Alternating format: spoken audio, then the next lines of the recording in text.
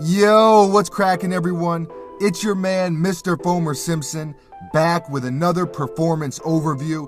This time, it is not a basketball sneaker, though. Today, we are going to be looking at a running shoe, the Adidas Ultra Boost. Now, let me first say, the Pure Boost that Adidas released a little while ago that everyone was raving about did not come in a size 13.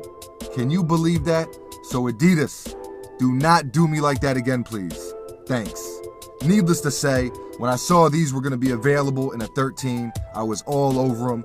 Retail is $180, which is a little steep, but Adidas is claiming they're the greatest running shoe ever.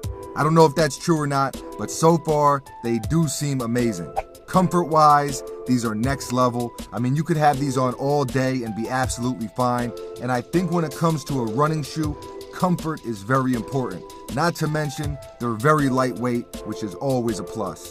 For those wondering about fit, I'd say true to size. If you got those extra wide Shrek feet, you might have to go a half size up, but I would recommend true to size if you aren't an ogre. Now, as far as the material on the upper, they use this prime knit, which seems like it's going to be a good look. Only way to find out is to actually run in them and put in the miles, but it does seem durable, flexible, and I think it's going to offer a pretty dynamic fit. We'll see how it goes though.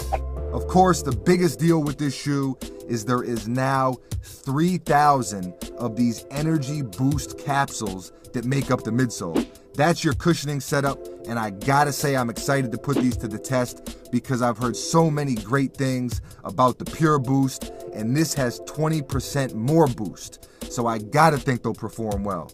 This heel counter they used is also pretty cool.